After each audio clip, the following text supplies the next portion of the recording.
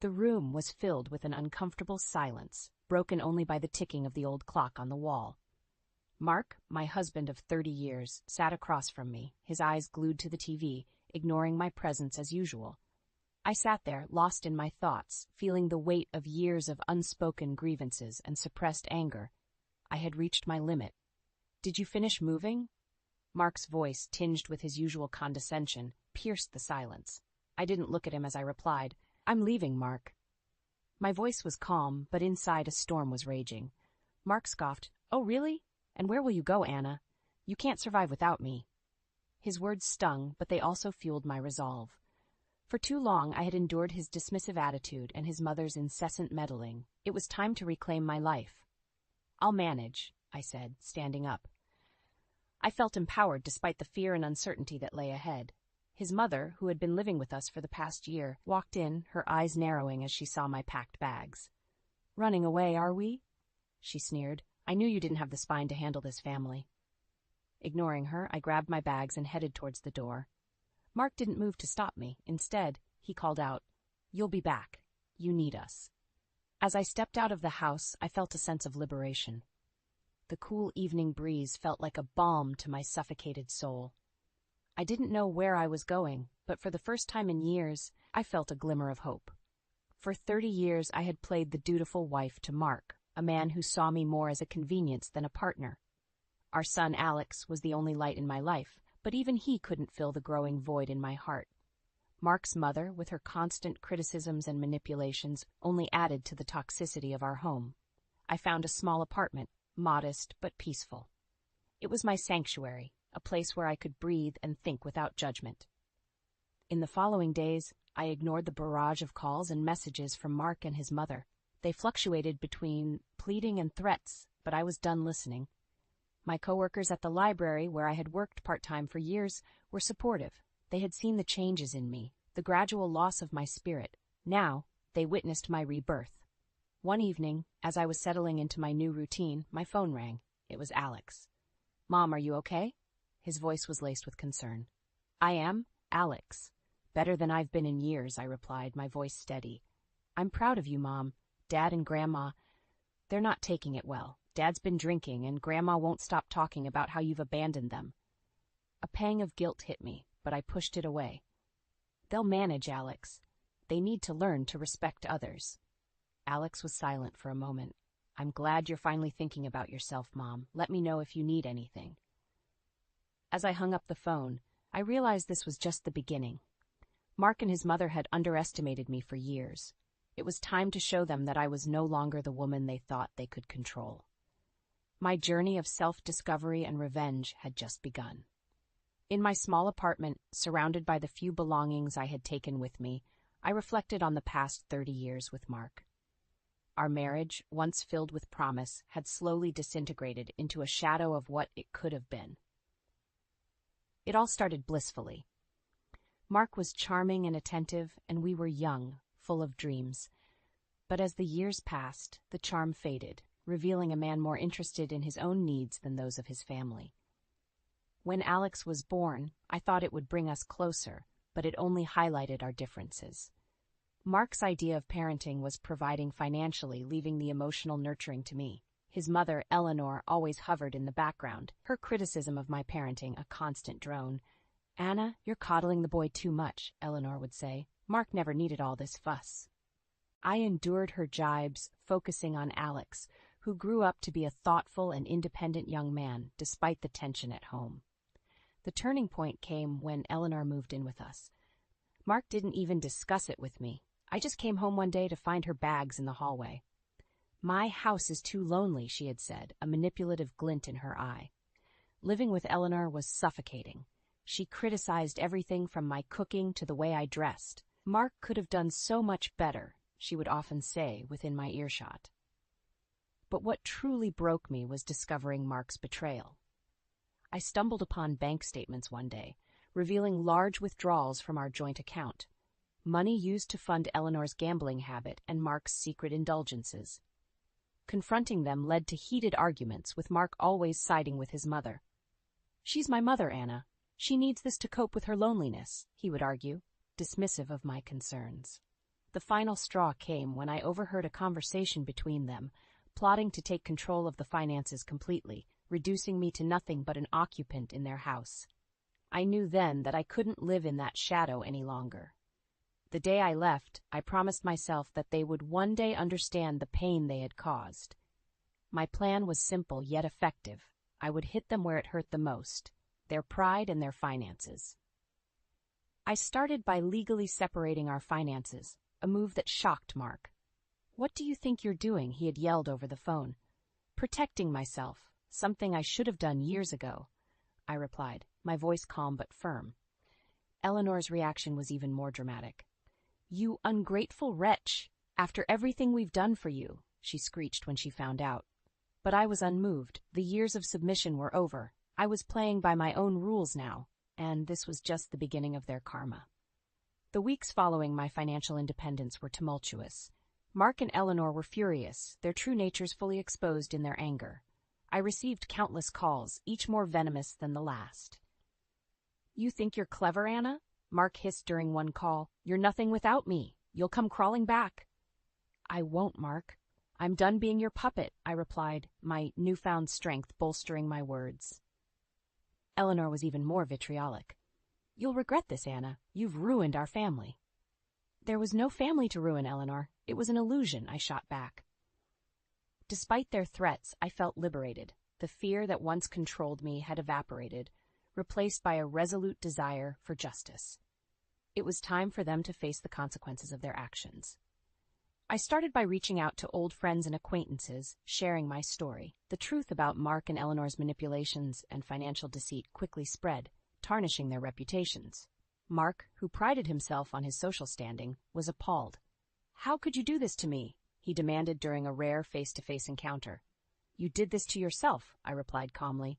"I'm just shedding light on it." Eleanor, faced with the community's judgment, was equally distraught. "You've turned everyone against us. This is war, Anna."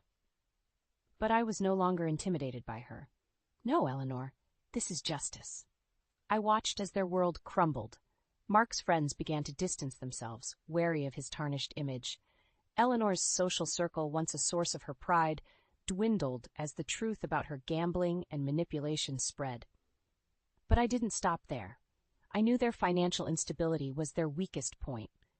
With the help of a lawyer, I began the process of claiming my share of our joint assets, ensuring that Eleanor's gambling debts were exposed and Mark's mismanagement of our finances was brought to light.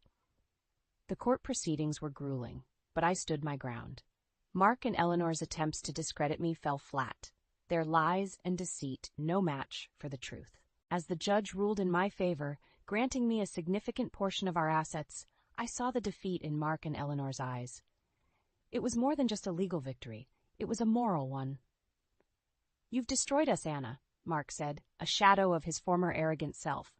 "No, Mark, you destroyed us long ago. I'm just picking up the pieces," I replied. Walking out of the courtroom, I felt a weight lift off my shoulders. For the first time in years, I looked forward to the future, free from the chains of my past. Mark and Eleanor's downfall was the first step in my journey of reclaiming my life, and I was ready for whatever came next. The aftermath of the court ruling was a whirlwind. With my rightful share of the assets, I began building a life free from Mark and Eleanor's shadow. Their reactions, however, were a mixture of disbelief and fury. "You can't do this to us, Anna," Mark exclaimed over the phone one evening, his voice laced with desperation. "I've done nothing but take back what's mine," I replied firmly. "You should have thought about the consequences before you betrayed me." Eleanor's response was more underhanded. She tried to rally family members against me, painting herself as a victim. But her attempts were futile. The truth about her had spread too far. "Anna, you're tearing this family apart," she accused during a chance encounter at the grocery store. "This family was broken long before I left," I countered, not giving her the satisfaction of seeing me upset. I relished the freedom of living on my own terms. I changed my phone number, cutting off their direct line of harassment.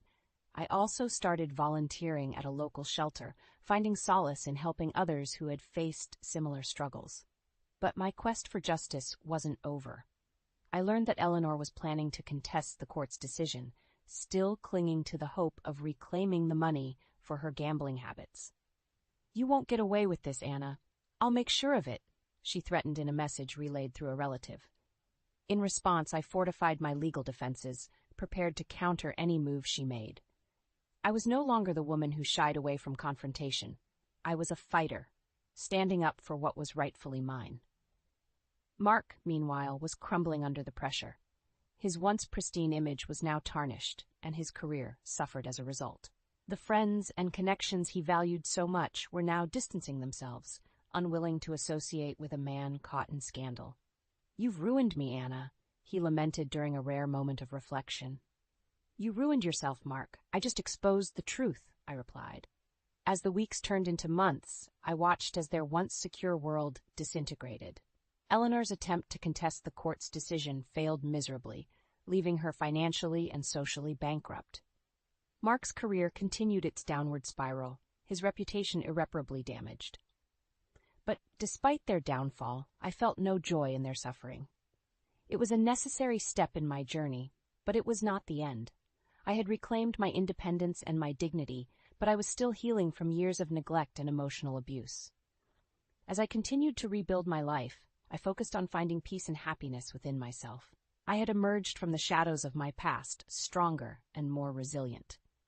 My story was not one of revenge, but of emancipation, a testament to the strength of the human spirit in the face of adversity. Several months had passed since the court's decision, and the ripples of my actions were still felt. Mark and Eleanor, now estranged from most of their acquaintances, were living a shadow of their former lives. One day, I received an unexpected visit from Alex. He looked troubled, his usually bright eyes clouded with concern. "Mom, I just came from seeing Dad and Grandma," he began, his voice heavy. They're not doing well." I offered him a seat and a warm cup of tea. "Tell me what happened, Alex." He sighed deeply before continuing. "Dad's been let go from his job, his drinking, it's gotten worse. And Grandma, she's lost everything to gambling. They're selling the house." I listened, my heart aching for Alex. Despite everything, they were still his family. "Mom, did we go too far?" he asked, his voice barely above a whisper. "Alex, we stood up for what's right. They made their choices," I replied, my voice tinged with sadness. The news of their misfortune didn't bring me joy. Instead, it was a somber reminder of the consequences of a life lived without integrity and respect for others. The following weeks were filled with whispers and rumors. Mark and Eleanor's house, once a symbol of their success, was now on the market. Their fall from grace was complete. I heard from a mutual acquaintance that Mark had tried to find work, but his reputation preceded him. Eleanor, meanwhile, had become a pariah in her social circles, her gambling addiction now public knowledge. One evening, while I was out for a walk, I saw Mark. He was a shadow of the man he once was, his posture slumped, his eyes hollow. Our paths crossed, and for a moment we stood there in silence. "Anna, he began, his voice cracking. "There's nothing to say, Mark," I interrupted. "You chose your path." He nodded slowly, a resigned look in his eyes. "I never thought it would come to this," he murmured. As I walked away, leaving Mark behind, I felt a sense of closure. The man who had once held so much power over me was now just a stranger with a broken past. Eleanor, too, faded into obscurity. Her once lively demeanor was now subdued, the realities of her actions finally catching up to her. As the chapter of Mark and Eleanor closed, I realized that my journey was about more than revenge. It was about reclaiming my life and finding peace. I had stood up to my oppressors, not for vengeance, but for justice and self-respect. The experience had taught me the power of resilience and the importance of standing up for oneself. As I continued to build my new life, I did so with a newfound strength and a heart ready to embrace the future. Months turned into a year since the upheaval of my life began. In this time, my journey of self-reinvention continued, with each day bringing new strengths and realizations. The downfall of Mark and Eleanor was not my endgame. It was merely a byproduct of my pursuit for justice and respect. One crisp autumn afternoon, I sat in my cozy living room, the warm sunlight streaming through the window, reflecting on the changes. The phone rang, interrupting my thoughts. It was Alex. "Mom, I wanted to tell you something," Alex said, his voice brimming with excitement. "Sarah and I are getting married, and we'd love for you to help us with the planning." Joy surged through me. That's wonderful news, Alex. Of course, I'd love to help. Our conversation was filled with laughter and plans for the future, a stark contrast to the calls filled with distress and despair from the past. A few days later, while out for my regular walk, I encountered Eleanor. She seemed smaller, diminished somehow. Our eyes met, and there was a brief flicker of something, regret perhaps, or realization in hers. "Anna," she began, her voice quivering. I'm sorry." The apology, unexpected and late, caught me off guard. "Eleanor, your actions brought you here. I hope you find some peace." As I walked away, leaving Eleanor standing alone, I realized the full extent of my transformation. I no longer harbored anger or resentment. I had moved beyond the need for revenge. The wedding planning with Alex and Sarah was a joyful affair. It was during these moments, surrounded by love and hope, that I truly appreciated the beauty of moving forward. The day of the wedding arrived, a beautiful ceremony filled with laughter and tears of joy. Watching Alex and Sarah, so full of love and promise, I felt a sense of accomplishment. Despite the challenges, we had emerged stronger. In my toast, I said, "Life brings many challenges, but it's how we face them that defines us." Today, we celebrate love, resilience, and new beginnings. As the evening drew to a close, I looked around at the happy faces, feeling content. I had not only survived, I had thrived. In the years that followed, Mark and Eleanor remained distant memories. I heard through the grapevine that they had moved away, each carrying their own burdens. My life, once overshadowed by their presence, was now my own. I found fulfillment in my work, joy in my role as a mother and friend, and peace in my solitary moments. As I sat in my garden one sunny afternoon watching the flowers bloom, I realized this was what true freedom felt like. My journey had been long and fraught with obstacles, but it led me to a place of contentment and strength. The end of my marriage was not the end of my story. It was the beginning of a new chapter, one where I was the author of my own life, and in this new chapter I found happiness, peace, and a sense of self that no one could ever take away. The attic was suffocating, its musty air thick with secrets. I wiped sweat from my brow, my hands trembling as I lifted the lid of an old trunk. Nestled among yellowed newspapers and faded photographs, a bundle of letters caught my eye. The handwriting was unfamiliar, delicate yet urgent. "Rachel, are you still up there?" Dominic's voice floated up from below. I hesitated, my fingers grazing the frayed edges of the envelopes. "Just a minute," I called back, my heart racing. Quickly, I stuffed the letters into my pocket and closed the trunk. As I descended the rickety ladder, Dominic appeared at the bottom, his brow furrowed. "What were you doing up there?" he asked, a hint of suspicion in his tone. I forced a smile. "Just looking for some old baby clothes. Thought we might be able to use them for Grace." Dominic's face softened. "Oh, right. Good idea." He glanced at his watch. "The boys will be home soon. I need to head out for a bit. Can you handle dinner?" I nodded, grateful for the distraction. "Of course. Go ahead." As soon as the front door closed behind him, I rushed to the kitchen and pulled out the letters with shaking hands. The return address bore the name Sarah Harper, Dominic's late wife. The first letter was dated 5 years ago, just months before Sarah's death. I began to read, my breath catching in my throat. "Dear Lucy and Ian, I'm writing to you in desperation. Things have gotten worse, and I fear for the boys' safety. Dominic's temper is out of control, and his parents enable his behavior. Please, I need your help." The sound of the front door opening startled me. I quickly shoved the letters back into my pocket as Ethan, my 15-year-old stepson, walked into the kitchen. "Hey," he mumbled, barely making eye contact. "Hi, Ethan," I said, trying to keep my voice steady. "How was school?" He shrugged, heading for the fridge. "Fine." I watched him, my mind reeling from what I'd just read. Was it possible? Had Dominic been abusive to Sarah? To the boys? "Where's Dad?" Ethan asked, breaking into my thoughts. "He had to run out for a bit," I replied. "He'll be back for dinner." Ethan nodded, then paused, studying my face. "Are you okay? You look kind of pale."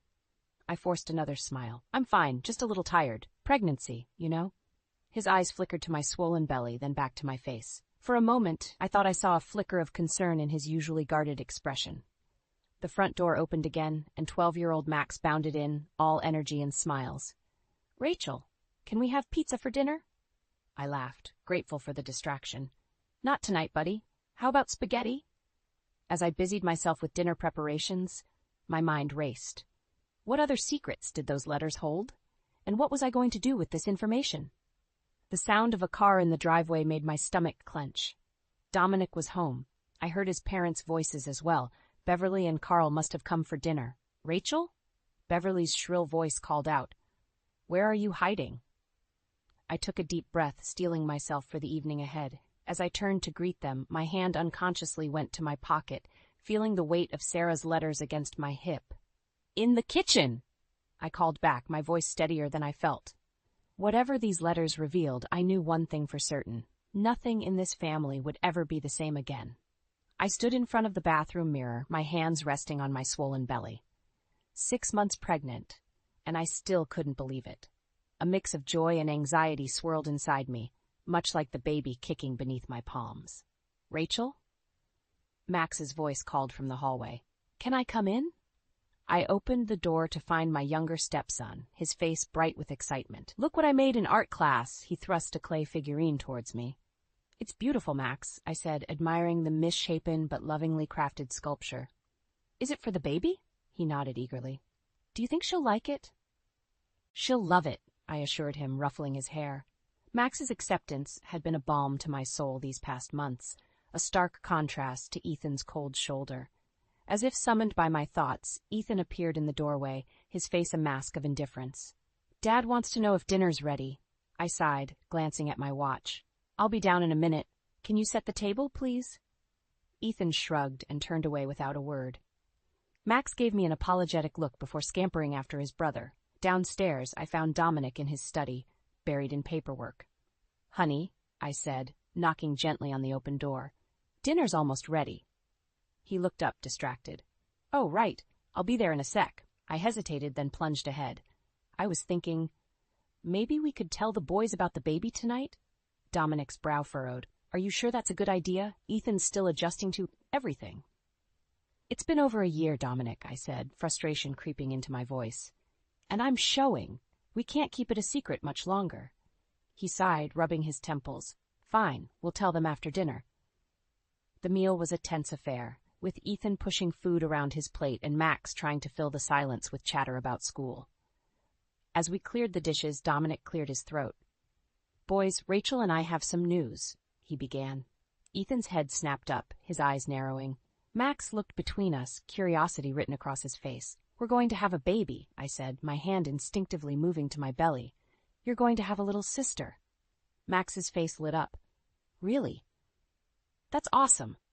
He jumped up to hug me, nearly knocking me off balance. Ethan, however, remained stone-faced.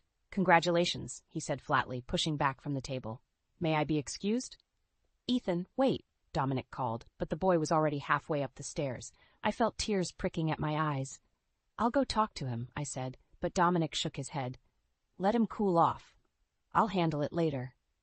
But later never seemed to come with Dominic. As the weeks passed, the tension in the house grew thicker. Ethan retreated further into himself, while Max's excitement about the baby only seemed to widen the rift between the brothers. One afternoon I found myself alone in the house, the weight of Sarah's letters heavy in my mind. I hadn't dared read more since that first day, but now, with silence pressing in around me, I couldn't resist. I retrieved the bundle from its hiding place and began to read. Sarah's words painted a picture of a family in crisis.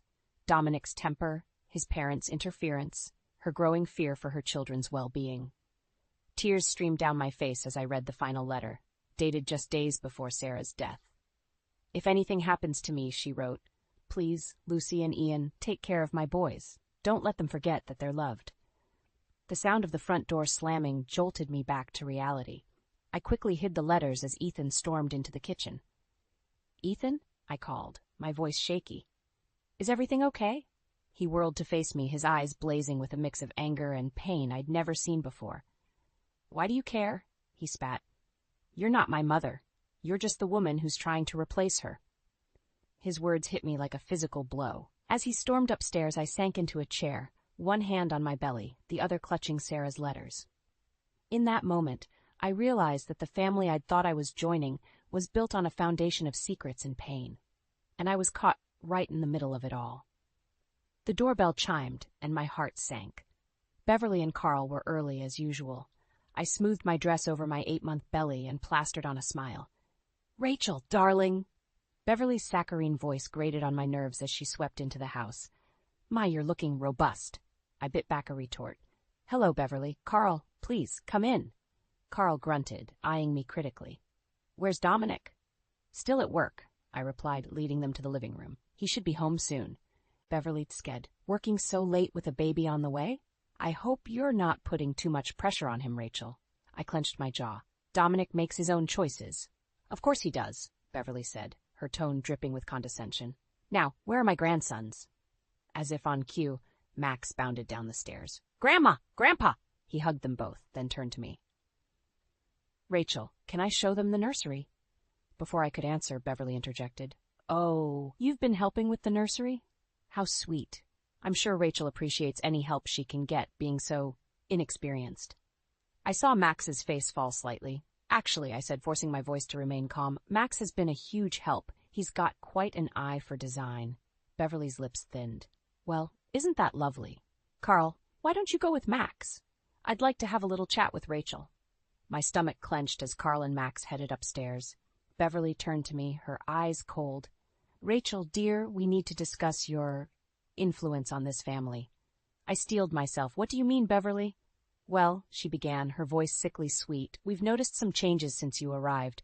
Ethan's become so withdrawn, and now Max is playing interior decorator. It's just not natural." "Not natural?" I echoed, disbelief coloring my tone. "Dominic tells us you're encouraging the boys to express themselves," she continued. "That's not how we raised Dominic. Men in this family are strong, not emotional." I felt my temper rising. "And look how well that turned out," I snapped before I could stop myself. Beverly's eyes widened. "I beg your pardon?" The front door opened, saving me from having to respond. Dominic walked in, looking tired. "Mom, what are you doing here?" he asked, confusion evident in his voice. Beverly's demeanor changed instantly. "Oh, honey, we just came to check on you all. We're worried about the stress you're under." Dominic's brow furrowed. "What stress?" Beverly glanced pointedly at my belly. "Well, with the baby coming and Rachel clearly struggling to manage the household." "I'm not struggling," I interjected, but Dominic was already nodding. "It has been tough," he admitted, "but we're managing." I stared at him, hurt and anger warring inside me. "Dominic, can I speak with you in the kitchen?" Once alone, I rounded on him. "Why didn't you tell me your parents were coming?" He shrugged. "I forgot. What's the big deal?" "The big deal," I hissed, "is that your mother just spent the last 10 minutes criticizing everything about our life." Dominic sighed. "Rachel, you're overreacting. That's just how Mom is. And you just let her talk to me like that?" I felt tears pricking at my eyes. "Look," he said, his voice taking on an edge I'd never heard before. "My parents are important to me. If you can't handle them, maybe you need to try harder." I stepped back, shocked. "Try harder? Dominic, I've been trying since the day I moved in. But your parents hate me. Ethan can barely look at me, and you don't even see what's happening." "What's happening," he growled, "is that you're turning my family against me." The words hung in the air between us, heavy and final. I opened my mouth to respond, but a sharp pain in my abdomen made me gasp instead. Dominic's anger morphed into concern. "Rachel, what's wrong?" I clutched my belly, panic rising. I think the baby's coming." As Dominic rushed to call the hospital, I leaned against the counter, breathing heavily. Through the haze of pain, one thought crystallized in my mind. Something had to change, and soon. For my sake, for the boys' sake, and now, for my daughter's sake, too. The shrill cry of Grace pierced the early morning silence, jolting me awake. I stumbled out of bed, exhaustion weighing heavily on my bones. It had been 3 months since her dramatic arrival, and I felt like I hadn't slept since. As I cradled Grace, trying to soothe her, I caught sight of myself in the mirror. Dark circles under my eyes, hair a mess, and clothes that hadn't been changed in days. I barely recognized myself. "Rachel?" Dominic's voice called from downstairs. "My parents are here. Can you come down?" I froze, panic rising in my chest. Beverly and Carl were here? Now? I looked down at Grace, finally quiet, then back at my disheveled reflection. There was no time to make myself presentable. Descending the stairs, I could hear Beverly's voice, sharp and critical. "Really, Dominic, the house is a mess. I thought Rachel was supposed to be taking care of things." I stepped into the living room, Grace in my arms. "Good morning," I said, trying to keep my voice steady. Beverly's eyes widened as she took in my appearance. "Oh my," she said, her tone dripping with disdain. "Rachel, dear, you look, well, I suppose new motherhood isn't easy for everyone." I felt my cheeks burn with shame and anger. "I'm doing my best," I said through gritted teeth. Carl grunted. "Doesn't look like much of a best to me." I looked to Dominic, silently pleading for support, but he avoided my gaze. "Mom, Dad, why don't we go out for breakfast?" he suggested. "Give Rachel some time to get things in order." The implication stung. As they left, I sank onto the couch, tears threatening to spill over. Grace began to fuss again, and I felt utterly overwhelmed. Suddenly, Ethan appeared in the doorway. His eyes darted between me and the baby, a mix of concern and uncertainty on his face. "Are you okay?" he asked hesitantly. I tried to smile, but it felt more like a grimace. "I'm fine, Ethan, just tired." He shifted uncomfortably. "I could hold her for a bit, if you want to shower or something." His offer caught me off guard. "You'd do that?" Ethan shrugged. "Yeah, I guess. I mean, she is my sister." Gratitude washed over me as I carefully transferred Grace to Ethan's arms. As I headed upstairs, I heard him talking softly to her, and for a moment, hope flickered in my chest. But reality came crashing back when I returned to find Dominic and his parents had returned. Beverly was holding Grace, cooing at her while shooting pointed looks in my direction. "There you are, Rachel," she said. "We were just discussing how you might need some help. Perhaps a nanny?" I bristled. "We don't need a nanny. I can take care of my own child." Beverly's smile was cold. "Of course, dear, but with the house in such a state, and you looking so worn out, we're just concerned." "We?" I looked at Dominic, who shifted uncomfortably. "Rachel," he began, his tone placating, "maybe Mom has a point. You have been struggling lately." The betrayal hit me like a physical blow. "Struggling? Dominic, I've been doing everything, taking care of Grace, the boys, the house, while you—" "While I what?" Dominic's voice took on a dangerous edge. "While I worked to support this family?" The room fell silent, tension thick in the air. Even Beverly looked taken aback by Dominic's tone. In that moment, something inside me snapped. I thought of Sarah's letters hidden away. I thought of Ethan's small act of kindness, and I thought of my daughter who deserved better than this toxic environment. "You know what?" I said, my voice low and steady. "You're right. I do need help, but not from a nanny, and certainly not from you." I turned to Ethan, who was watching the scene unfold with wide eyes. "Ethan, can you take Grace upstairs, please?" As Ethan left with the baby, I faced Dominic and his parents. "This ends now," I declared. "I'm done being the scapegoat for this family's problems. Either things change, or I'm leaving, and I'm taking my daughter with me." The shock on their faces would have been satisfying if I wasn't trembling inside. But as I stood there, chin held high, I knew I had reached a turning point. Whatever came next, I was ready to fight for myself and my children. All of them. The fluorescent lights of the office buzzed overhead, matching the constant thrum of anxiety in my chest. I stared at the computer screen, the words blurring before my eyes. My head pounded, a dull ache that had become my constant companion. "Rachel?" My colleague Sarah peered over the cubicle wall. "Are you okay? You look pale." I forced a smile. "I'm fine, just a bit tired. Grace had a rough night." Sarah's brow furrowed with concern. "You've been just tired for weeks now. Maybe you should see a doctor?" Before I could respond, my phone buzzed. A text from Dominic. "Mom and Dad coming for dinner. Don't forget to pick up Grace from daycare." My stomach churned. Another evening of criticism and tension. I closed my eyes, trying to steady my breathing. "Rachel?" Sarah's voice seemed distant. "Rachel, you're shaking." I opened my eyes to find the room spinning. Suddenly, the floor rushed up to meet me. I came to on a couch in the break room, surrounded by concerned faces. Our HR manager, Linda, knelt beside me. "Rachel, we've called an ambulance. You fainted," she explained gently. Panic surged through me. "No, I can't go to the hospital. I have to pick up Grace and dinner." "Your health comes first," Linda insisted. "We've contacted your husband. He's on his way to the hospital." The next few hours passed in a blur of tests and questions. When the doctor finally entered my room, his expression was grave. "Mrs. Harper, your blood pressure is dangerously high. You're showing signs of severe stress and exhaustion. If you don't make some significant changes, you're at risk for serious complications." I nodded numbly, barely registering his words. All I could think about was Grace and the boys and the mountain of tasks waiting for me at home. The door burst open, and Dominic rushed in, followed closely by Beverly and Carl. My heart sank at the sight of them. "Rachel, what happened?" Dominic demanded. "Why didn't you tell me you were sick?" Before I could answer, Beverly chimed in. "I knew she couldn't handle it all." "Dominic, this is what happens when you let a career woman try to run a household." Anger flared within me, cutting through the fog of exhaustion. "Excuse me?" Carl grunted. "Face it, girl, you bit off more than you could chew. It's time to admit you need help." I looked to Dominic, silently pleading for support, but he avoided my gaze. "Maybe they're right, Rachel. You're clearly overwhelmed." Something inside me snapped. "Overwhelmed? Of course I'm overwhelmed. I'm working full-time, taking care of an infant and 2 teenagers, managing a household, and dealing with constant criticism from your parents. And where have you been, Dominic? Where's your support?"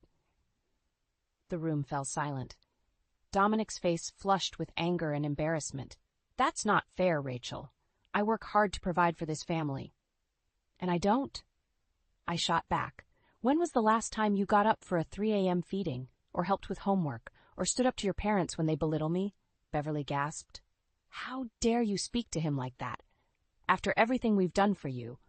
"Enough!" I shouted, surprising even myself. "I'm done. I'm done trying to please everyone while sacrificing my own health and happiness." I turned to Dominic, my voice shaking but resolute. "Things need to change, Dominic. Either we get counseling and you start setting boundaries with your parents, or what?" Dominic's voice was dangerously low. I took a deep breath, the weight of my next words hanging in the air. "Or I'm leaving, and I'm taking Grace with me."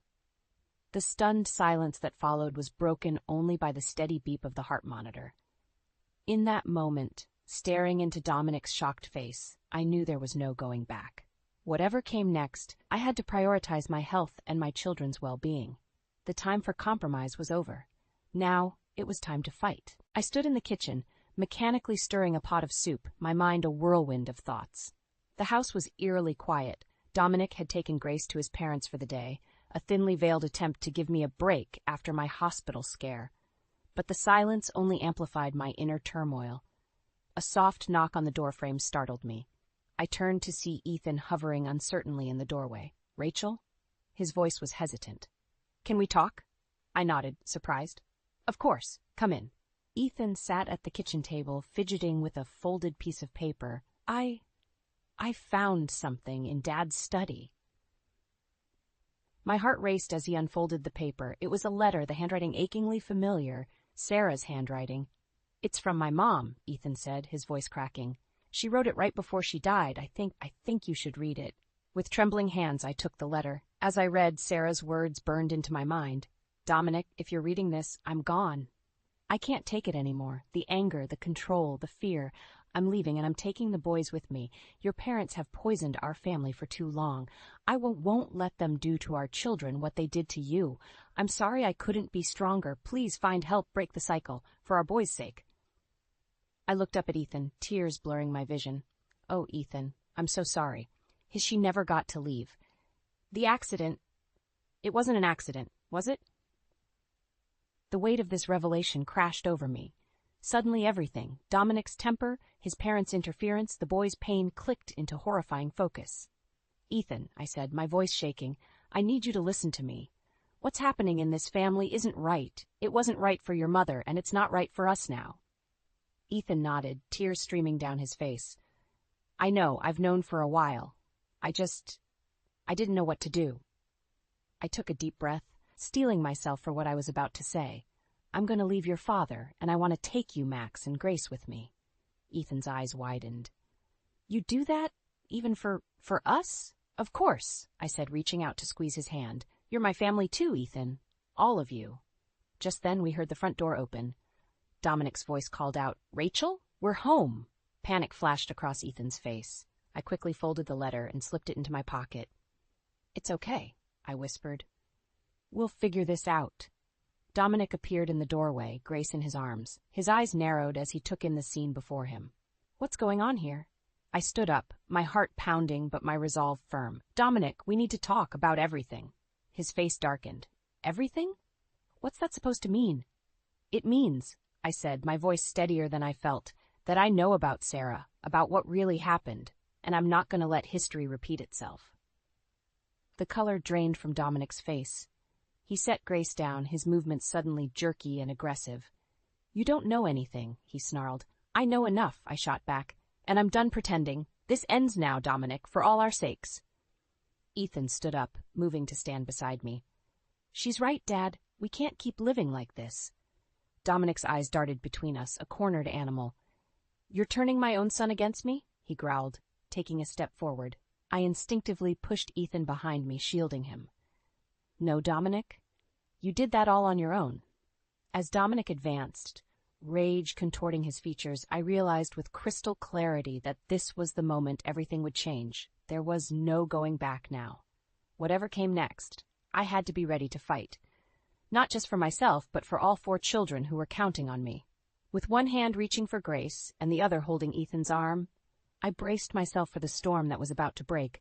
The words hung in the air, heavy and final. I want a divorce, Dominic. His face contorted with rage, a vein pulsing in his forehead. You what? I stood my ground, heart racing but voice steady. You heard me. I'm leaving, and I'm taking the children with me.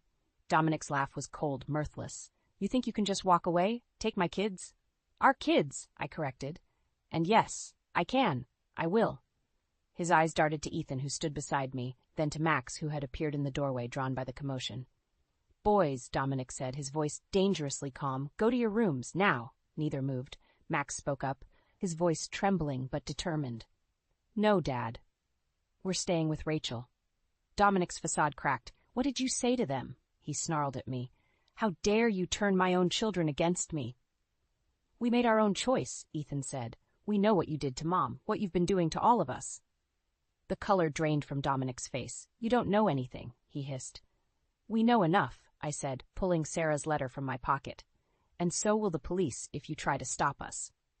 Dominic lunged forward, but Ethan stepped between us. Don't touch her, he warned.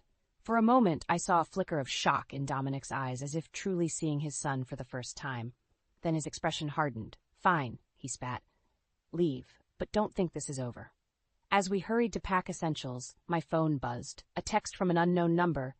This is Lucy Miller. We need to talk. My heart skipped a beat. Ethan and Max's maternal grandparents, the ones Dominic had kept away for years. I quickly replied, arranging to meet them. Hours later, we sat in a quiet cafe, the boys reuniting tearfully with their grandparents. Lucy clutched my hand. Thank you, she whispered. We've been trying to reach them for so long.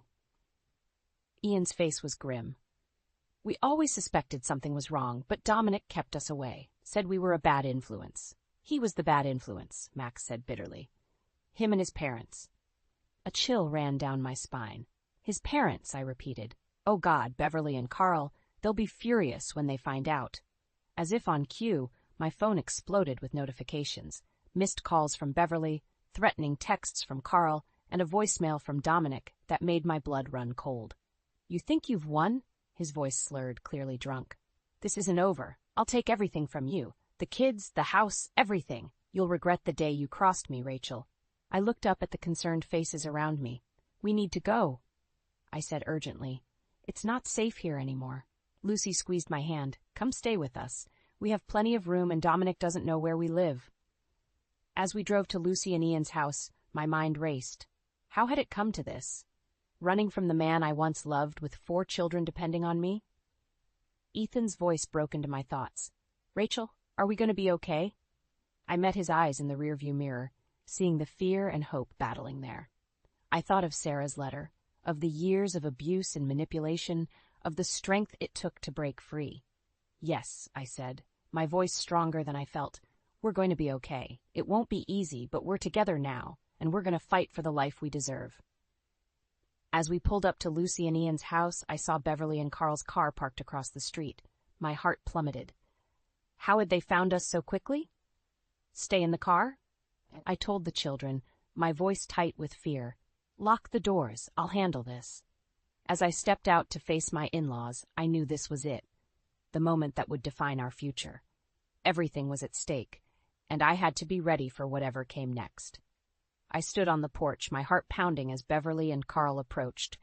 Behind me, I could hear Lucy and Ian ushering the children inside. "Where do you think you're going with our grandchildren?" Beverly's shrill voice cut through the air. I took a deep breath, steeling myself. "They're safe, Beverly. That's all that matters." Carl's face reddened. "You have no right to take them, Dominic." "Dominic lost that right," I interrupted, my voice steady. "And so did you."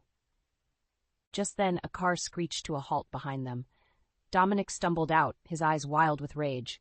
"You," he snarled, pointing at me. "You've ruined everything." As he lurched towards me, Ethan burst out of the house, placing himself between us. "Stop right there, Dad," he warned. Dominic froze, shock momentarily replacing anger. "Ethan, what are you doing?" "Protecting my family," Ethan replied, his voice trembling but resolute. "The way you never did." Beverly gasped. "How dare you speak to your father that way?" "No," I said, stepping forward. "How dare you all treat these children like possessions instead of people? How dare you continue the cycle of abuse that nearly destroyed Sarah?" Carl's face paled. "What are you talking about?" I pulled out Sarah's letter, my hands shaking. "I know everything. About Sarah's plan to leave, about the accident that wasn't an accident, and so do the police." As if on cue, sirens wailed in the distance, growing closer. Dominic's face contorted with fury and fear. "You bitch," he spat. "You'll pay for this." He lunged forward, but Ethan was quicker. In a move that spoke of years of pent-up anger, he shoved his father back. Dominic stumbled, falling hard on the pavement. As the police cars pulled up, everything seemed to move in slow motion. Officers swarmed around us, separating Dominic and his parents from the rest of us. I watched as they were handcuffed and read their rights, feeling a strange mix of relief and sadness. Max appeared at my side, slipping his hand into mine. "Is it over?" he asked, his voice small. I squeezed his hand. "Yes, sweetheart, it's over."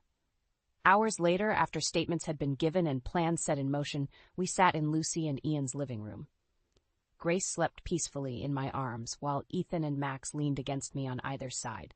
"What happens now?" Ethan asked, his voice heavy with exhaustion. I looked around at the faces of our newfound family, Lucy and Ian beaming with joy at being reunited with their grandsons, the boys finally free from the weight of secrets and fear, and little Grace innocent and unaware of the seismic shift in our world. "Now," I said, my voice thick with emotion, "we heal. We build a new life, one filled with love and honesty and support." Lucy reached out, squeezing my hand. "You're not alone in this, Rachel. We're all here for you and the children."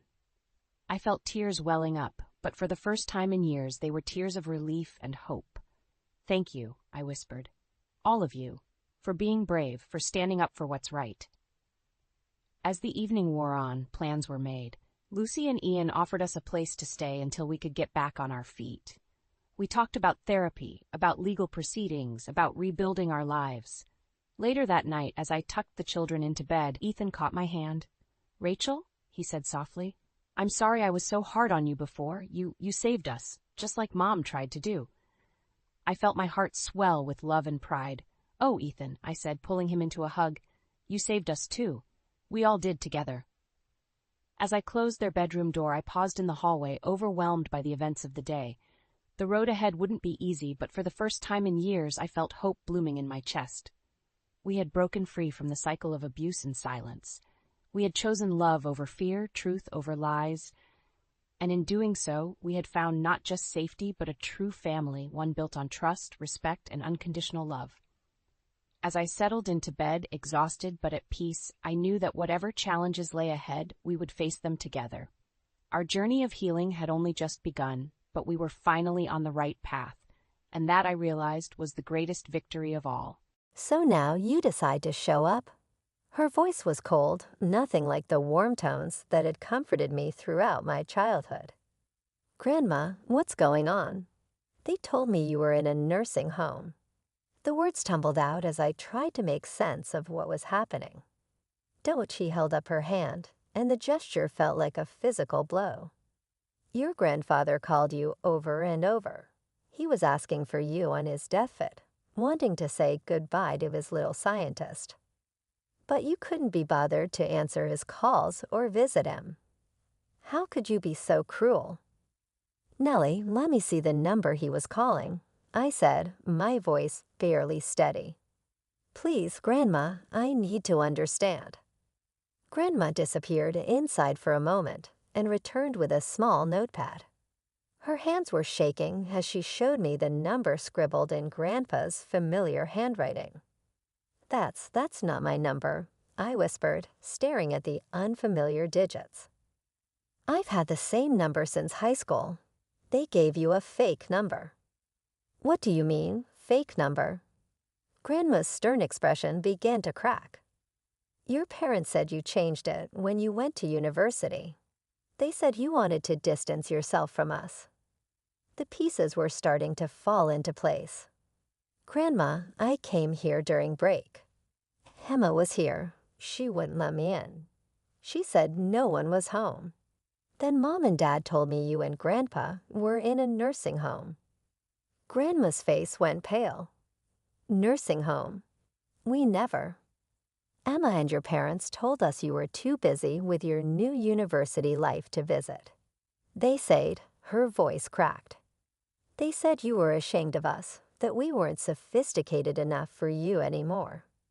"They said what?" My knees felt weak. "How could they?" "Grandma, they told me the funeral was at 2:00 p.m. today. When I got to the church, it was already over. They said I mixed up the times, but I didn't. I would never. The funeral was at 10:00 a.m., Grandma said slowly, realization dawning in her eyes. "Your parents stood there and told everyone how ashamed they were that you couldn't even be bothered to come to your own grandfather's funeral. Emma was crying about how she tried so hard to reach you. I fell into her arms, then both of us dissolving into tears on the front porch. All the pain, all the confusion, all the manufactured distance between us poured out as we held each other. He died thinking I abandoned him. I sobbed into her shoulder. Grandpa died thinking I didn't care. Grandma stroked my hair like she used to when I was little, her own tears falling. We know the truth now. We know." After we dried our tears, Grandma picked up the phone with a determined look on her face. Her fingers trembled slightly as she dialed, but her voice was steady when she spoke. "Linda, yes, it's me. I need you, Robert, and Emma to come over right away. There are some important documents we need to discuss." "No, it can't wait." "Wait. They'll be here in an hour," Grandma said, hanging up the phone. I told them I had important documents to discuss. The lawyer is on his way, too. When the doorbell rang, Grandma squeezed my hand. "Stay in the kitchen until I call you." I heard them enter, Mom's practiced social laugh, Dad's formal greetings, Emma's bored sigh. Then Grandma's voice, unusually sharp. "Please, everyone, take a seat. Mr. Harrison is here to read George's will." That was my cue. I stepped into the living room just as the lawyer was opening his briefcase. The looks on their faces were unforgettable. Mom's perfect smile frozen in place, Dad's face draining of color, Emma's mouth hanging open in shock. Mr. Harrison cleared his throat and began reading. "I, George Walker, being of sound mind, declare this to be my last will and testament."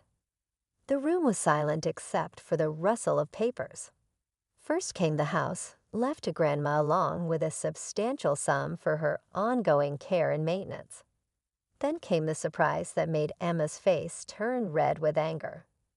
"To my granddaughter, Nellie Walker, I leave my newly constructed laboratory facility at 1420 Pine Street, fully equipped and ready for her research work. All necessary permits and paperwork have been processed and finalized." I couldn't believe my ears. Grandpa had built me a lab, my own research facility. "The remainder of my estate," Mr. Harrison continued, "is to be divided equally between my granddaughters, Nellie and Emma Walker." Emma's chair scraped against the floor as she stood up abruptly, but Grandma raised her hand. "There's more," she said, pulling out a letter. "Your grandfather wanted this read as well. Where should we put this one?" Grandpa would ask each time I brought home a new trophy or diploma. In the box with the others, I'd say, pulling out my special cardboard box from under the bed. I never displayed my awards, partly because I didn't want to seem boastful, but mostly because I knew they made my parents uncomfortable. Emma, of course, had her own take on my success.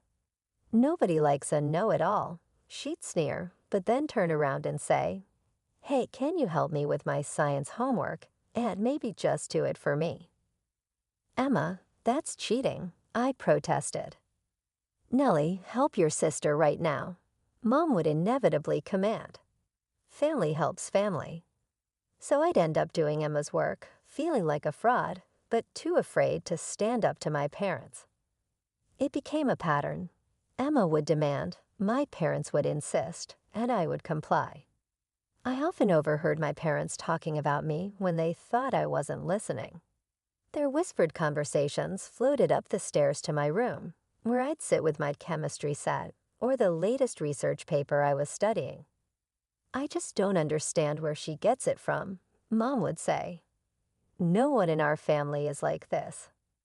"Maybe she was switched at birth," Dad would joke, but the undertone of seriousness in his voice hurt more than if he'd meant it as a pure jest. One evening, after I won another science competition, I heard Dad's voice from his study. He was talking to Emma about her struggling grades. "It's not fair that she's so smart," Emma whined. "Listen, sweetheart," Dad's voice softened. "We need to focus on you, Nellie. Well, she'll be fine on her own." I pressed my back against the wall, fighting back tears. They thought they were justifying their neglect with twisted logic, as if being capable somehow meant I didn't need love or support. At school, I was that weird girl who spent lunch breaks in the laboratory instead of the cafeteria. Sure, people would come to me for help with their science homework, but real friendships, those were rare. Grandma and Grandpa were my rocks. They'd listen for hours as I explained my latest experiments or theories. They never made me feel like I was too much or too different. "Look what I found for you," Grandpa would say, pulling out scientific journals or new equipment for my experiments. "I thought this might interest you." But despite having my grandparents' support, the hole in my heart where my parents' love should have been felt vast and empty. I'd watch other families at school events, parents proudly hugging their kids, siblings supporting each other, and feel a deep ache in my chest. Then came the news that would change everything. I was graduating early.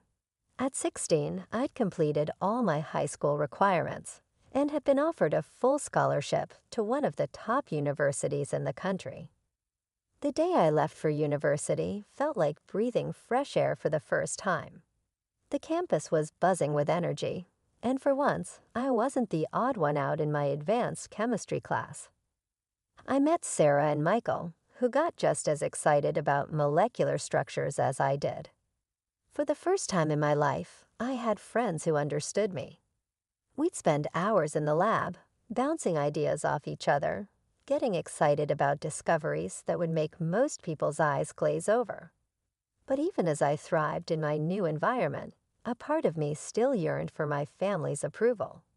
I'd call home weekly, hoping for more than the brief, disinterested conversations I usually got. "Yes, Nellie, that's nice," Mom would say when I tried to tell her about my research. "Oh, did you hear about Emma's new job? She's working at that fancy boutique downtown." I didn't know it then, but my time at university was the calm before the storm. It happened during one of my routine calls home. I was in the middle of my second semester, deep into my research project, when Mom's voice caught my attention. "And with your father's condition getting worse," she was saying to Dad, probably thinking I was on mute. "What about Grandpa?" I interrupted, my heart suddenly racing. "Mom, what's wrong with him?" There was a pause too long to be innocent. "Oh, Nellie, I didn't realize you were still there. It's nothing serious, just a minor health issue. He's already recovering." "I'm coming home," I said immediately, already mentally calculating the fastest route. I can be there by tomorrow morning. No, don't be ridiculous. Mom's voice turned sharp. You need to focus on your studies. Emma is helping them out. Everything's under control. Something felt off about her tone, but I tried to convince myself I was being paranoid. Still, I called Grandma right after. "Oh yes, dear," Grandma said, her voice oddly distant. "Emma's been such a help. She comes by often to check on your grandfather." Emma, the same sister who used to say visiting our grandparents was boring. Something wasn't adding up. 2 weeks later, I stood at my grandparents' familiar front door, my heart pounding with anticipation. But instead of Grandma's warm welcome, I found Emma blocking the doorway.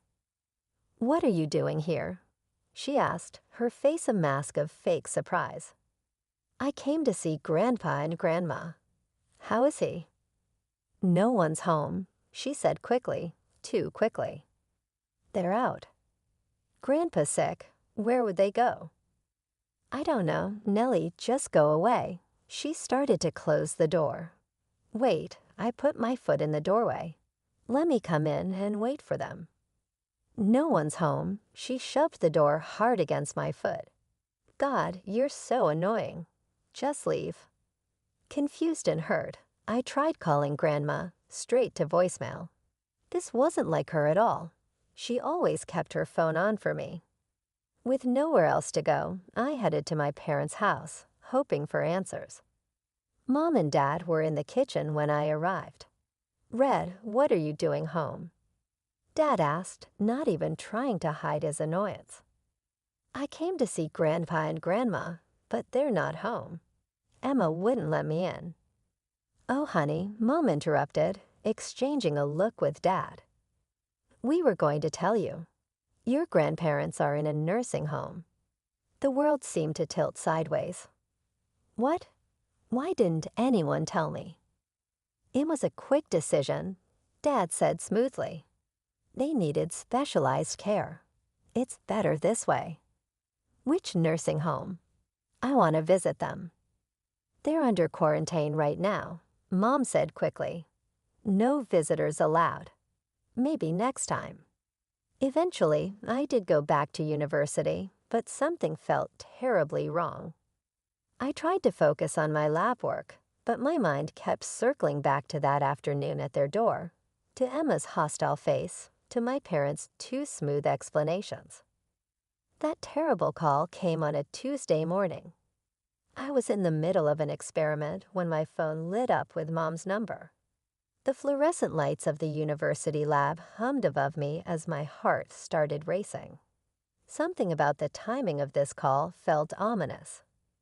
"Nellie," she said, her voice oddly flat, "your grandfather passed away last night." The test tube I was holding slipped from my fingers and shattered on the floor. The sound echoed through the EMP lab like a gunshot. "What?" "No. When's the funeral?"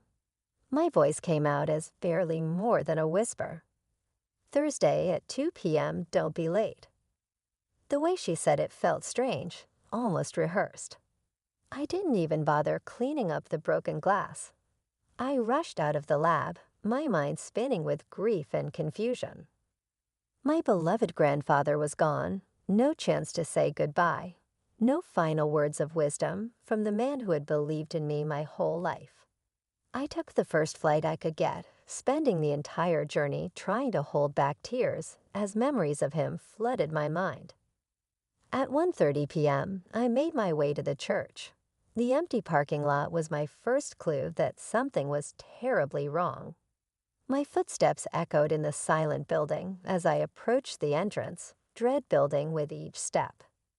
Inside, a custodian was methodically cleaning the floors. "The Walker funeral?" I asked when I inquired, looking up from his work. "That ended hours ago. They held it at 10 o'clock a.m. I felt like I'd been punched in the gut. The world started spinning around me as I grabbed onto a nearby pew for support. Frantically, I pulled out my phone and called my parents. "Oh, Nellie," Mom's voice dripped with disappointment. "You must have mixed up the times. We clearly said 10 o'clock a.m. No, I said firmly, my hand shaking so badly I could barely hold the phone. You said 2 o'clock p.m. I wrote it down. I know you said 2 o'clock p.m. Where's Grandma? I need to talk to her. Your grandmother is still in the nursing home. Dad cut in, and she doesn't want to see you right now. She's very upset you missed the funeral. I told my parents I was heading back to university, but my feet had other plans. I found myself driving to my grandparents' house, desperate for answers, for some kind of explanation that would make sense of this nightmare. The familiar street looked exactly the same.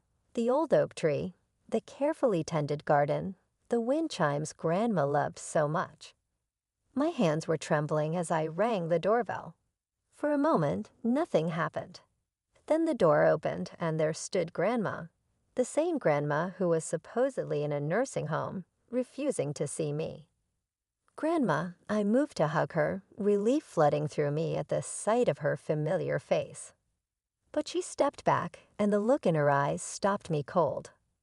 Her face was hard and unfamiliar, like she was looking at a stranger instead of her granddaughter. Since I can remember, I have been captivated by the world around me in ways that appear to be confusing my family. My name is Nellie. I gathered leaves, rocks, and anything else I could look at with the small magnifying lens I had taken from a cereal box, while my sister Emma played with dolls and dreamed of being a princess. Mom, why do leaves change color in fall? I would inquire, displaying a maple leaf I had discovered that was really colorful. Ask Nellie, your teacher. Emma would respond, without looking at me.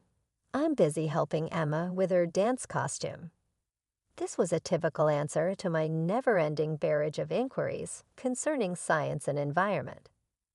One afternoon when I was 7 years old, I recall sitting at our kitchen table with a variety of household objects arranged in front of me. Fascinated by the effects, I had started combining baking soda with various liquids. What in heaven's name are you doing? My focus was broken by Mom's words. Observe this mess. Now clean this up. I need the kitchen cleaned since your sister's friends are coming over for her birthday celebration. Emma's birthday celebrations, with dozens of visitors, life-sized cartoon characters, and entertainment, they were always lavish events. In contrast, mine were small gatherings with only my grandparents and a plain cake. There was no more striking contrast. With another copy of the scientific encyclopedia in hand, Dad would remark, "Here's your birthday present, sweetheart." Please understand that I adored those novels. However, it became evident where our parents' true focus was as we saw Emma open her mountain of toys and technology at her celebrations. I'm grateful for my dad's parents, my grandparents. They served as a haven for me, a way to forget about being the odd one out in our family.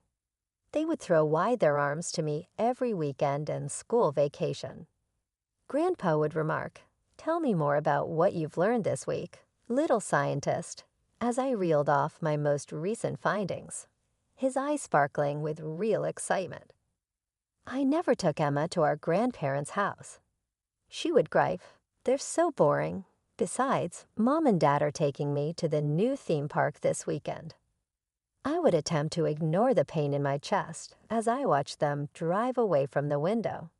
Why can't I go too? I did ask once. "Oh, honey," Mom replied, absently rubbing my head. "It wouldn't be fun for you.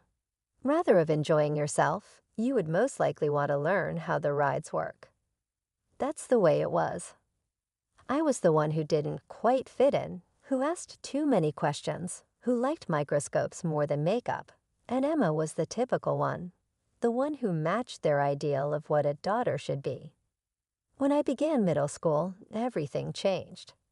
The first person outside of my grandparents who appeared to really see me was my science teacher, Mrs. Peterson. "Mr. and Mrs. Walker, your daughter has extraordinary potential," she said my parents at a session between the instructor and parents.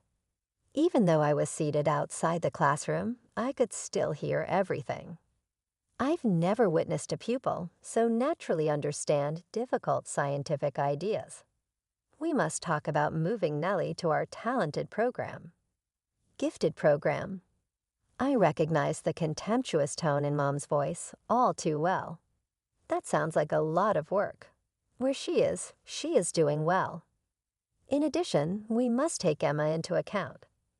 Nellie shouldn't be given preferential treatment.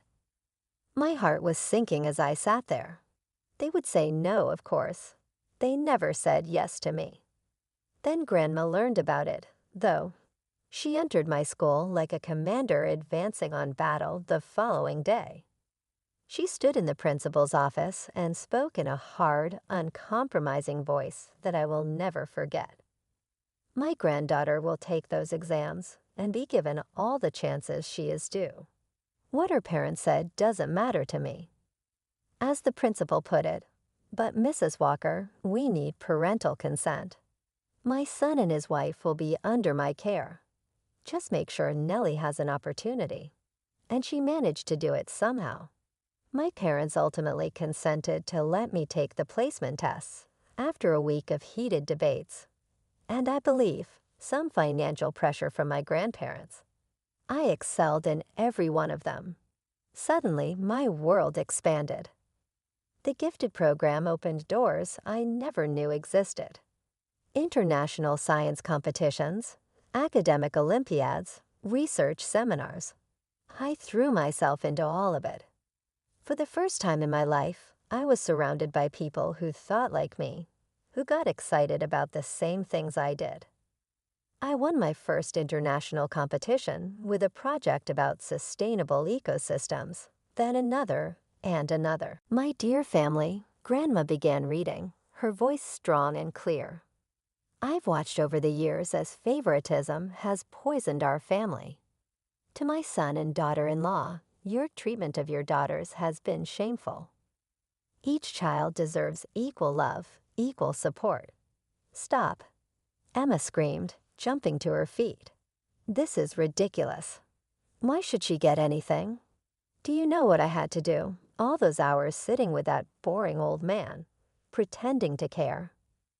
Mom tried to shush her, but Emma was beyond control. You promised. She turned on our parents. You said if I played nice, if I visited him and acted like the perfect granddaughter, everything would be mine.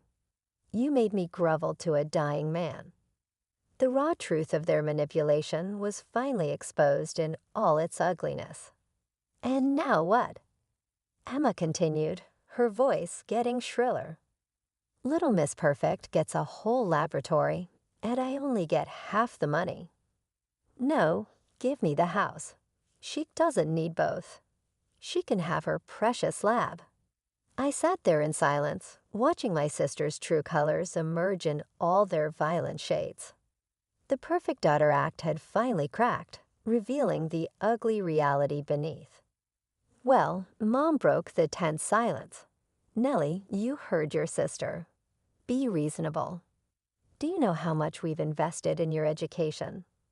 All those science camps, competitions. I almost laughed. You didn't pay for any of that. Grandma and Grandpa did. That's not the point. Mom cut in sharply. Family means sacrifice. If you want to honor your grandfather's memory, you'll sign over your share to Emma. She needs it more than you do. Honor his memory. Grandma's voice cut through the room like a whip. She stood up, Grandpa's letter still in her hands.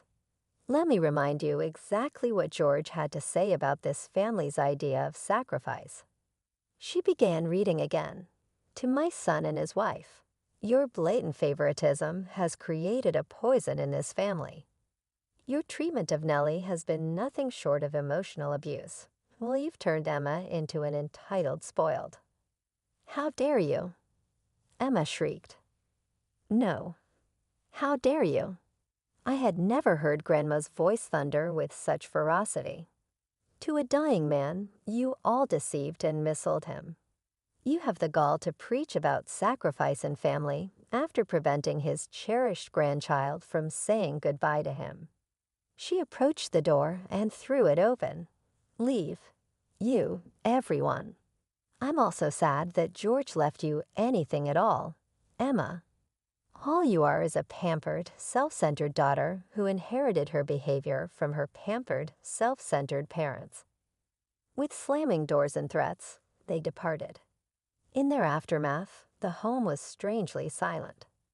5 years have passed since then. Grandpa constructed a research facility for me, which I now operate. It's more than I could have ever imagined. I swear that I can occasionally sense his presence, proud and loving as ever, when I'm working late at night.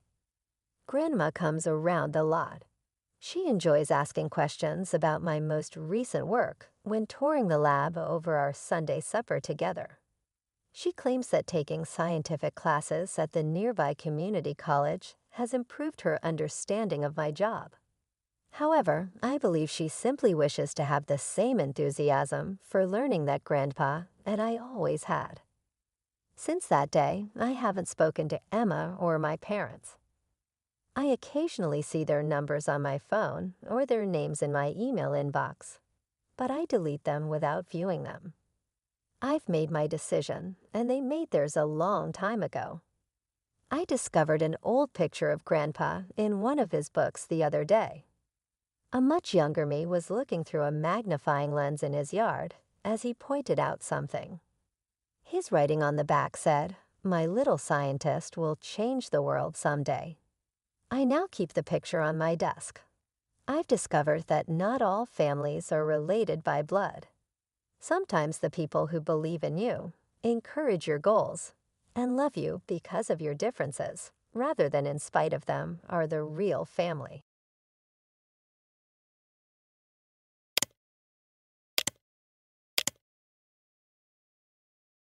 "You're serious?" I said, my voice trembling as I stared at Richard from across the living room. "You want me to give you $3,000, on top of the $4,000 I already give you every month?" He leaned back in his recliner, folding his arms over his chest like a king issuing an order. "I need a new car," he said, his tone clipped and matter-of-fact. "The old one's falling apart. I don't see what the big deal is. You've got the money." I felt my chest tighten. "The big deal, Richard, is that I've already sacrificed enough for this household. I cover the bills, the groceries, your utilities. I even helped pay off Adam's credit cards. Now you want me to buy you a car?" "Yes," he said, his voice rising. "Because I deserve it. I've done enough for this family. It's time for you to pull your weight." Pull my weight. The words hit me like a slap. I'd been financially supporting this household for years, working tirelessly to keep us afloat while my father-in-law and my husband, Adam, treated my paycheck like a bottomless ATM. And now, the one time I set a boundary, Richard had the audacity to call me selfish. "I'm not doing it," I said firmly, standing my ground. "You'll have to figure out another way." His face twisted with rage, the vein in his forehead bulging. "You're just like your mother, always thinking you're better than everyone else." He stood abruptly, his movements sharp and aggressive. "Don't you dare disrespect me in my own house." "Your house?" I shot back, my voice shaking. "This house is paid for with my money, Richard." Before I could react, he lunged forward, shoving me with both hands. I felt my feet slip on the hardwood floor, and then I was tumbling down the stairs. The world blurred as pain shot through my body. I landed hard at the bottom, my arm twisted beneath me and my head pounding from the impact. For a moment, I couldn't move. The pain was overwhelming, and tears stung my eyes as I tried to catch my breath. Above me, Richard stood at the top of the stairs, his face still contorted with anger. "That's what happens when you don't respect me," he spat, before turning and stomping back into the living room. I expected Adam to rush to my side, to help me up or at least ask if I was okay. But when he appeared at the top of the stairs, his expression was blank, almost bored. "You should have just given him the money, Maya," he said with a shrug. "You know how he gets." My name is Maya, and for the past 4 years, I've been the financial backbone of a household that doesn't respect me. I married Adam because I thought we were building a life together, but it quickly became clear that his priorities were tied to his father, Richard. When Richard's health began to decline, I agreed to move into his home to help out. What I didn't realize was that helping out meant funding everything: rent, utilities, food, and even Richard's personal expenses. At first, I thought it was temporary. I told myself that Adam and Richard appreciated what I was doing, even if they didn't always say it. But as time went on, their sense of entitlement grew. Adam stopped working entirely, claiming he needed to be home to support his father. Richard, meanwhile, began making bigger and bigger demands, treating my paycheck like it belonged to him. Still, I stayed. I told myself it was for the good of the family. But lying at the bottom of those stairs, bruised and aching, I realized the truth. This wasn't a family. It was a one-sided arrangement where my value was measured solely by what I could give, and I was done. That night, I packed a bag. I didn't say a word to Adam or Richard as I grabbed my things and walked out the door. My heart pounded with a mix of fear and determination, the sting of their betrayal still fresh. I didn't know exactly where I was going, but I knew I couldn't stay. I checked into a motel and sat on the edge of the bed, my phone clutched in my hands. I could feel the weight of what had just happened pressing down on me, but I wasn't going to let it break me. For years, I had been their safety net, their source of stability. Without me, they'd fall apart, and this time I wasn't going to catch them. The next morning, I made the call. "Angela," I said when the lawyer answered, "I need your help. It's about my husband and his father." Meeting Angela, my lawyer, felt like the first breath of fresh air I'd taken in years. She listened carefully as I explained everything: how I'd been covering all the household expenses, how Richard had demanded more money for a car, and how the confrontation had ended with me at the bottom of the stairs. "You've been financially supporting your husband and father-in-law entirely on your own?" Angela asked, raising an eyebrow. I nodded. "For the past 4 years. Every bill, every expense, everything comes out of my pocket." "And your name is on the mortgage or deed of the house?" she asked, flipping through her notes. "It's all in my name," I said, my voice firm. "They couldn't qualify for the loan without me. I pay for it. I own it." Angela's lips curved into a small, knowing smile. "Then this is your house, Maya, not theirs. We'll start with eviction papers for both of them." The thought of evicting Adam and Richard made my stomach churn with a mix of guilt and satisfaction. For years, I'd put their needs above my own, convincing myself that I was doing the right thing. But that night on the stairs, I realized that kindness and loyalty meant nothing to people who only saw me as a means to an end. "What about Richard pushing me?" I asked. "He could have seriously hurt me." "We'll include that in the lawsuit," Angela said firmly. "You're not just evicting them, you're holding them accountable for their behavior. Let's make sure you get justice." The next few weeks were a whirlwind of preparation. Angela helped me gather all the evidence I needed to support my case: bank statements, receipts, even text messages where Richard and Adam made their entitled demands. Seeing everything laid out in black and white was both validating and infuriating. For years, I had convinced myself that I was overreacting, that things weren't as bad as they seemed. But the numbers didn't lie. I'd poured tens of thousands of dollars into that house, while Adam and Richard contributed nothing but complaints and criticism. Angela also encouraged me to document the incident on the stairs. "We'll need to show that there's a history of abusive or threatening behavior," she said. "This isn't just about money. It's about creating a safe environment for you moving forward." Safe. The word hit me harder than I expected. For years, I'd put my safety, both emotional and physical, on the back burner, prioritizing the needs of others. Now, for the first time, I was fighting for myself. Meanwhile, I started making quiet plans to rebuild my life. I found a small apartment close to my job and began moving my things there in secret, one carload at a time. The house still felt like a minefield, and I avoided Adam and Richard as much as possible. Adam barely noticed my absence, He spent most of his time glued to the couch or arguing with his father about God knows what. Richard, meanwhile, was still fuming over my refusal to buy him a car. Every interaction with him felt like walking a tightrope, but I held my ground. The final piece of the puzzle was setting up the legal bombshell they'd never see coming. Angela drafted eviction papers which would force them to vacate the house within 30 days, and a civil lawsuit for damages related to the assault and financial exploitation. "They're not going to take this well," she warned. "Be prepared for some backlash." "I'm ready," I said, my resolve hardening. "They've pushed me around for too long." The hardest part was keeping my plans to myself.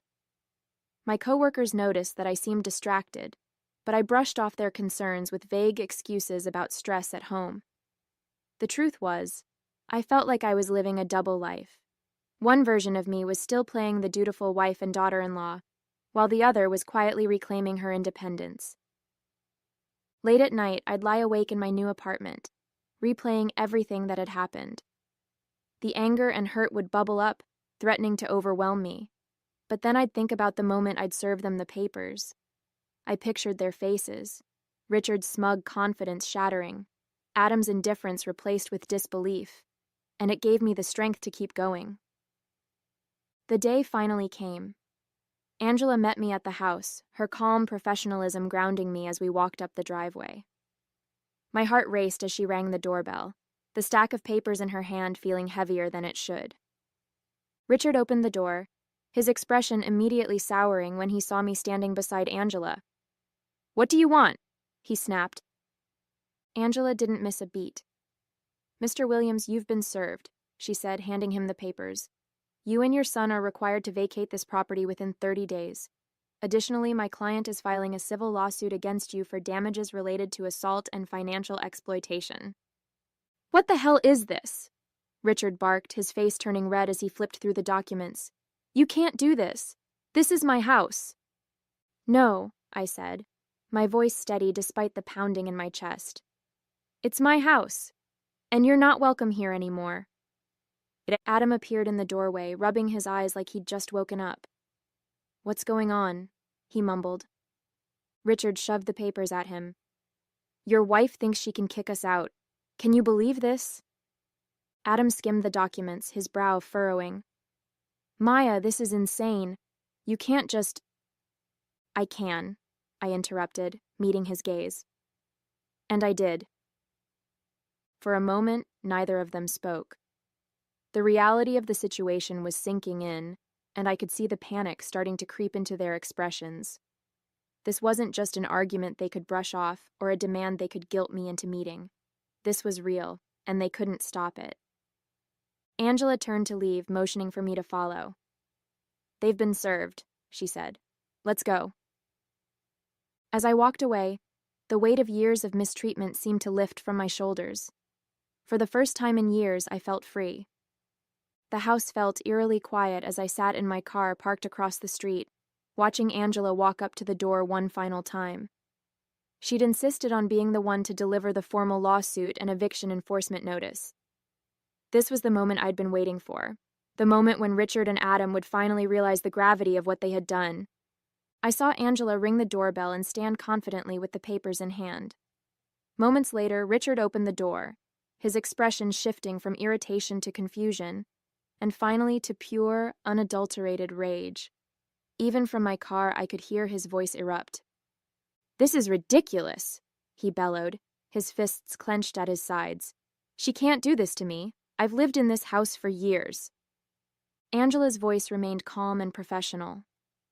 "Mr. Williams, as I explained the last time we served you, this property belongs solely to my client, Maya. You've had your 30-day notice, and as of today, you are legally required to vacate. Any refusal to comply will result in further legal action." Adam appeared behind him, his hair disheveled and his face still puffy with sleep. He squinted at the papers Angela handed him and groaned. "Maya, seriously? What is all this?" Angela didn't flinch. "This is a civil lawsuit for damages totaling $20,000, including compensation for the physical assault, financial exploitation, and emotional distress caused by both Mr. Williams and Mr. Adam Williams. These proceedings will move forward regardless of whether you vacate today." Richard's face turned beet red, and I could see the anger boiling over. He snatched the papers from Adam's hands and ripped them in half, tossing the pieces onto the porch. "You think this is going to scare me?" he shouted. "You can't evict family. This is my house." Angela didn't blink. "That's for the court to decide, Mr. Williams. But for now, the sheriff's department will be here shortly to ensure that the eviction is carried out." Richard slammed the door in her face, but not before I caught a glimpse of Adam standing behind him, wide-eyed and panicked. For the first time, he seemed to grasp that this wasn't just another argument that could be smoothed over. This was real, and there was no way out. Angela returned to the car, her steps purposeful as she slid into the passenger seat. "They're fuming," she said with a wry smile. "But I doubt they'll try anything stupid. The sheriff will handle it from here." I exhaled a long breath I didn't realize I'd been holding. For years, I'd been the one stuck in the cycle of giving in, of letting their entitlement, abuse, and disregard wear me down. But now, for the first time, I was the one holding the power. It felt foreign, but it also felt good. As we waited for the sheriff, I allowed myself to imagine the scene inside the house. Richard pacing furiously, ranting about how unfair this all was. Adam probably slumped on the couch, scrolling through his phone to avoid engaging. Their dynamic had always been the same. Richard barking orders, Adam following along, and me cleaning up the mess. But not anymore. When the sheriff's car pulled up, Richard stormed outside, yelling at the officers about how he'd been wronged. "She's lying," he shouted. "This is my house. I've lived here for decades. She can't just throw me out like this." The lead officer calmly reviewed the paperwork Angela handed him. "This property is legally in Ms. Maya's name, and these eviction proceedings are valid," he said firmly. "You've been given ample notice, Mr. Williams. You need to gather your belongings and vacate immediately." "I won't!" Richard roared, his voice hoarse with fury. "You'll have to drag me out of here." Adam finally stepped outside, holding a hastily packed duffel bag. He looked at me from across the street, his face a mixture of anger and confusion. "Why are you doing this, Maya?" he called out. "We're family." That word, family, cut through me like a knife. They'd used it as a weapon for years, twisting its meaning to justify their entitlement and disrespect, but I refused to let it hold me hostage any longer. I stepped out of the car, meeting Adam's gaze with a calm I didn't know I had. "Family doesn't push you down the stairs," I said, my voice steady. "Family doesn't take your money and treat you like you owe them everything. This house is mine, my life is mine, and I won't let either of you take anything more from me." Richard shouted something incoherent from the porch, but I didn't hear him. My focus was on Adam, who stared at me for a long moment before finally lowering his eyes. For once, he had no comeback, no excuses. He slung the duffel bag over his shoulder and trudged down the driveway without another word, his father still fuming behind him. The sheriff's officers escorted Richard back inside to gather his belongings, and Angela placed a reassuring hand on my shoulder. "You've done it," she said quietly. "This chapter is over." As I watched Adam and Richard leave the house for the last time, I felt a surge of emotions, relief, pride, and an overwhelming sense of freedom. This wasn't just a victory in court, it was a victory for myself. For the first time in years, I'd stood up to the people who had tried to diminish me, and I'd won. I turned to Angela, a small smile tugging at my lips. "Let's go," I said. "I've got a life to rebuild." The house felt so much larger once Richard and Adam were gone. As I walked through the quiet rooms, I was struck by how different everything seemed. Without their constant presence, the space that had once felt suffocating now felt like a blank canvas, a place I could finally reclaim as my own. The sheriff had left a short while ago, taking with him the last traces of their entitlement. Richard had resisted until the very end, ranting about how unfairly he'd been treated, but there was nothing left for him to cling to. Adam had been quieter, a shadow of the man who'd once promised to build a life with me. Watching him leave, dragging his duffel bag down the driveway, had been bittersweet. I felt no anger anymore, only pity. Angela stayed with me as I locked the front door. "You've done something not many people have the courage to do," she said, her tone warm. "It's hard to walk away from people you've invested so much in, even when they don't deserve it." I nodded, her words sinking in. "I think I finally realized it wasn't just about the money," I said.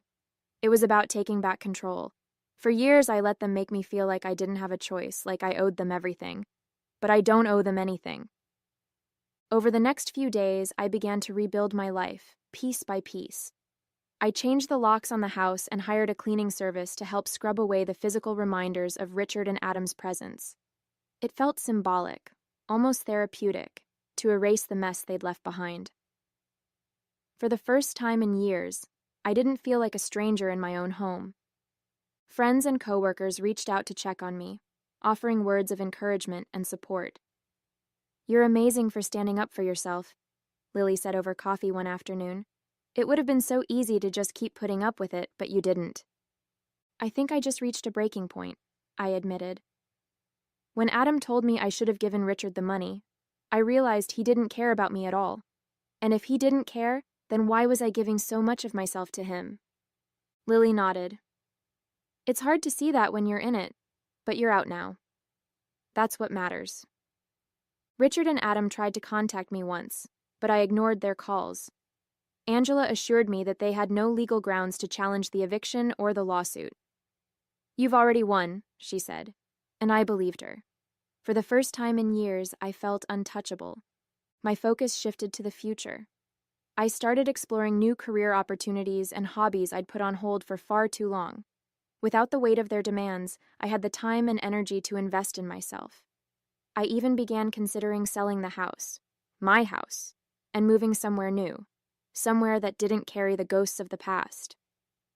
One evening, as I sat on the patio with a glass of wine, I let myself reflect on the journey that had brought me here. It hadn't been easy, far from it. But every step, every painful moment, had taught me something about my own strength. I'd spent years letting others define my worth, but not anymore. I looked out at the quiet street, the stars just beginning to dot the sky. For the first time in years, I felt truly free. This was my life, and I was finally living it on my terms. A few months later, my life had completely transformed. The house I once shared with Richard and Adam no longer felt like a prison. It was mine now, truly mine. Every corner, every room, reflected the life I was rebuilding for myself. The walls that used to echo with their demands and entitlement were now filled with peace and quiet. I'd finally put the house on the market, a decision that felt symbolic of closing that chapter for good.